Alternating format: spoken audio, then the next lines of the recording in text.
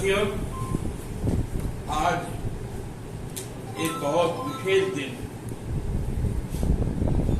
आज सत्य की जीत हुई है और आप सबको बहुत बहुत बधाई। पार्टी के तरफ से माननीय उच्च न्यायालय झारखंड का जो आज एक आदेश आया है, जिसमें हमारे प्रिय नेता हेमंत बाबू को पिछले 148 दिनों तक कारावास में रहना पड़ा,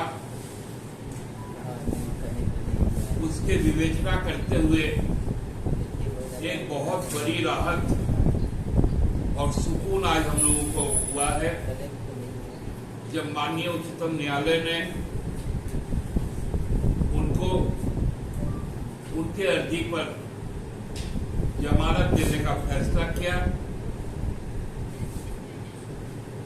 और हम सबको अपने बीच अपना नेता प्राप्त हुआ। हम लोग शुरू से इस बात को कहते आ रहे थे और हेमंत बाबू ने विधानसभा के पटल पर भी जो बातें कही थी कि अगर एक छटाक जमीन, जो कथित जमीन 8 एकड़ कुछ डेसिमल का है, वो यदि हमारे नाम पर होगा तो मैं न केवल राजनीति से संन्यास लूंगा, वरन इस राज्य से भी बाहर चल जाऊंगा।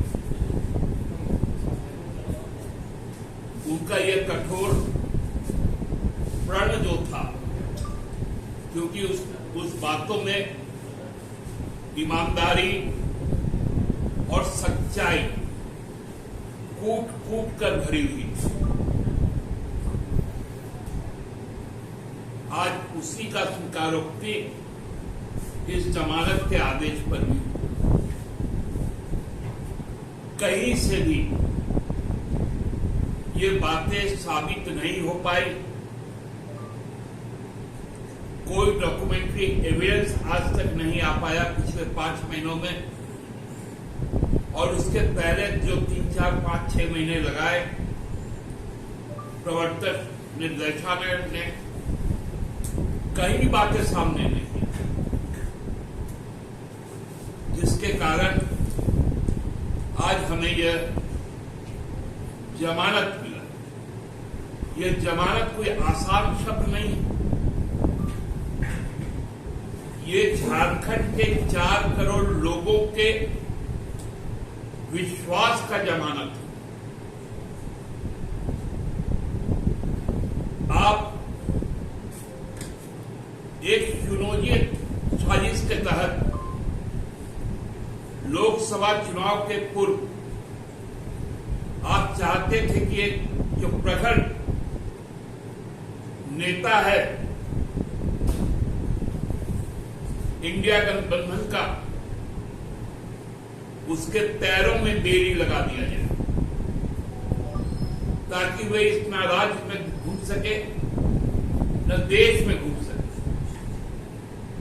और करोड़ों आदिवासी, दलित, अल्पसंख्यक, मजदूर, नौजवान, महिलाओं के आवाज को बुलंद कर पाए।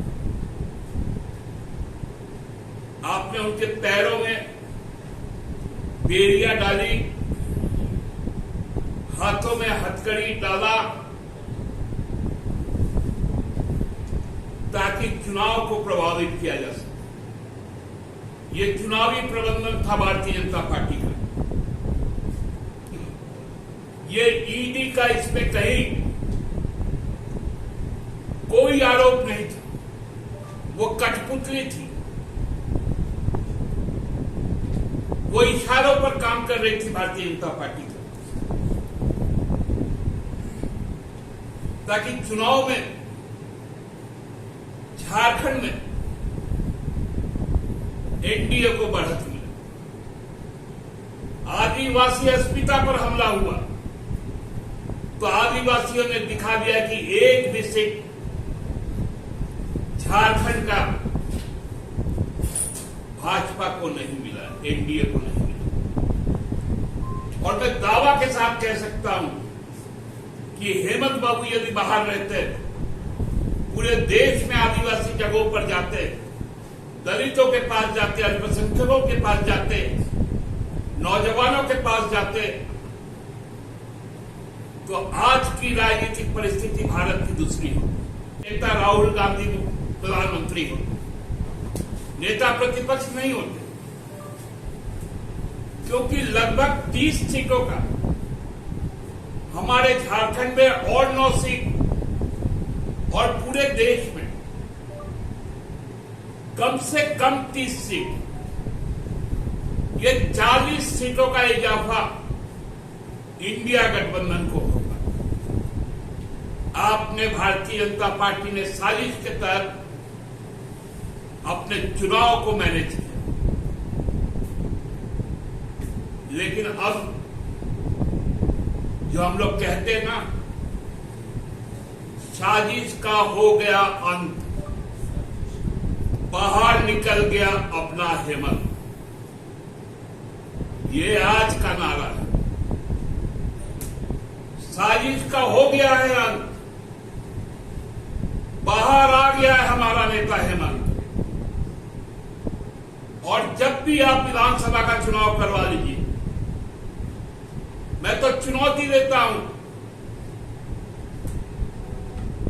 चुनाव आयोग कल चुनाव करवा दे, हम भारतीय जनता पार्टी को सिंगल डिजिट में रोक देंगे और अपने कुवत पर झारखंडियों की सरकार बनाएंगे। 8 एकड़ जमीन जो भूइयारी जमीन है, जो पहाड़ की जमीन है, जिस पर बिजली का जो मीटर लगा हुआ है वो पहाड़ का है, और कहते हैं कि वो हेमंत सोरेन का है, पीएनएल है।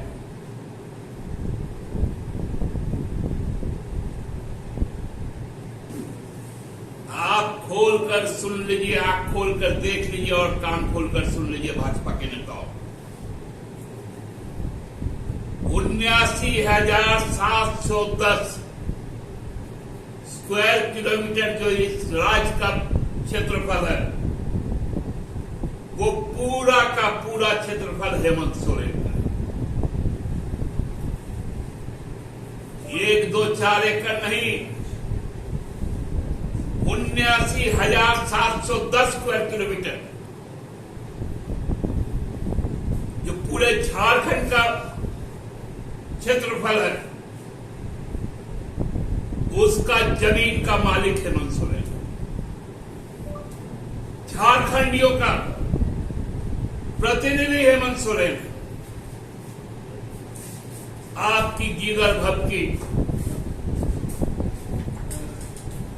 आपकी सोच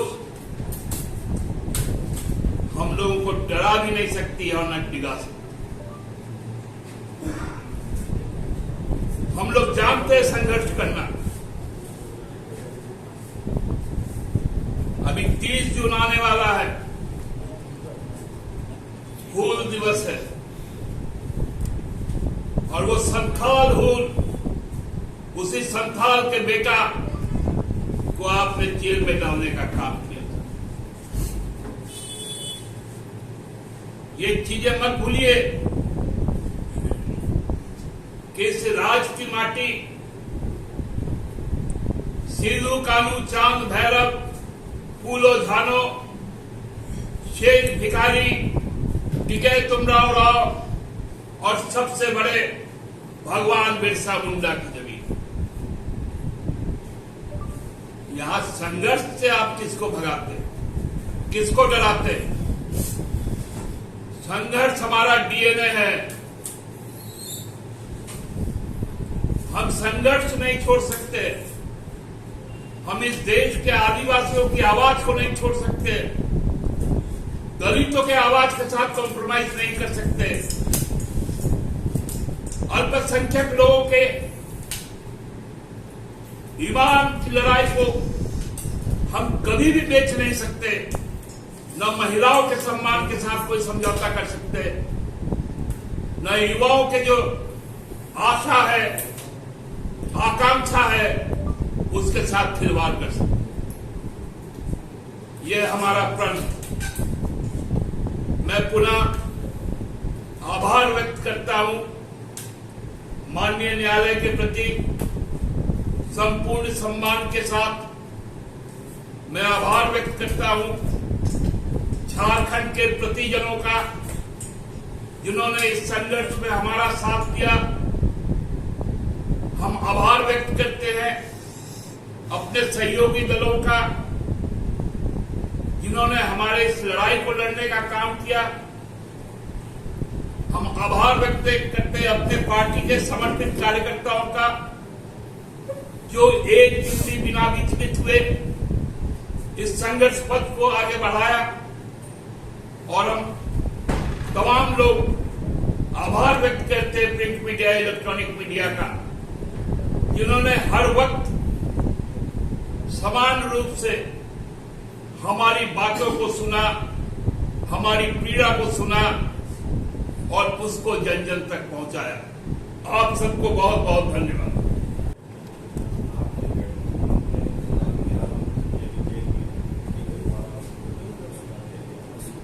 न्याय की उम्मीद और संविधान पर विश्वास, यह हमारा आधार है। आप न्याय में देरी हो सकती है, लेकिन नकारा नहीं जा सकता। और आजकल खासकर बारिश का दिन है, सुबह उठ के शायद सूर्य का दर्शन ना हो, लेकिन बादल छाए रहते हैं। लेकिन ऐसा नहीं है कि सूरज नहीं उगता है और हमेशा के लिए बादल रहेंगे। वो धूप तो आएगी। फिर आ गए हेमंत सोरेन, तो क्या कुर्सी सत्ता परिवर्तन होना है क्या? हम संघर्ष के लिए लड़ते हैं, इसलिए उन बातों पे हम नहीं जाते। दादा, एक सवाल है कि आपके नेता बाहर आ गए हैं, केंद्र की राजनीति पे कितना प्रभाव पड़ेगा इनके बाहर निकलने से? अब देखिए ना, आपसे ही तो इन लोगों को छुई मुई खेल याद आ गया होगा। और हम तो एक चैनल को शायद कह भी है कि भाजपा के इस प्रदेश के जिन नेताओं को झारखंड पहले से छोड़ देना है, क्योंकि उसके बाद तो नामो निशान तक नहीं रहेगा यहाँ पर। तो जिनको जिनको जिन प्रदेशों में जाना, जाकर बसना हो, तो एक आवेदन हम लोगों को दे दें। हम लोग उनके यातायात का खर्च और वहां रहने का जो भी साधन होगा या कुछ करना पड़ेगा तो वो भी करके देंगे। सर, एक केंद्रीय मंत्री और एक चीफ मिनिस्टर बागडोर संभाले हुए हैं बीजेपी का, और काफी बातें भी कहे हैं। देखिए, वो दोनों बड़े बड़े स्कैम के जनक हैं। पूर्व मुख्यमंत्री, केंद्रीय मंत्री व्यापम के जनक हैं, जिसका रूप अभी नीट देख रहे हैं आप लोग। और दूसरा जो आसाम के मुख्यमंत्री हैं, वो शारदा घोटाले के जनक हैं। वो घोटाला भी आप देख रहे, नीट में ही आके समा गया। ये लोग क्या मुकाबला करेंगे? एक झारखंड के में विस्तार की बातें सामने आ रही है, बातें सामने आ रही है तो सामने रहने दीजिए। कांग्रेस को निर्णय लेना है पहले। एक सवाल है, इस पूरे घटनाक्रम में अगर किसी का कद बढ़ा है तो हेमंत सोरेन और जेएमएम, और अब मतलब चुनाव में भी दिख गया कि जेएमएम लोग अकेली सक्षा में जाकर के सरकार बना, तो अब भी क्या मतलब गठबंधन की शक्ति है? चूंकि प्रदेश में बारी जब यहाँ से गए बोले 33 सीट, मतलब छोटे भाई से बड़े भाई की भूमिका में रहना चाहते हैं। हम तो बार बार आप लोगों से कहा है 33 सीट क्यों? कांग्रेस 81 सीटों पर लड़ना चाहिए, जेएमएम को भी 81 पे लड़ना चाहिए, वाम शक्तियों को भी 81 पे लड़ना चाहिए, राजद को भी 81 पे लड़ना चाहिए, ताकि लड़ाई मजबूत हो। और जब लड़ाई मजबूत होगा तो गठबंधन जीतेगा। तो आपस में लड़ना चाहिए था कि बीजेपी से लड़ना चाहिए? सब मिलकर हम एनडीए से लड़ेंगे। अब बीजेपी का है, बीजेपी तो मोदी जी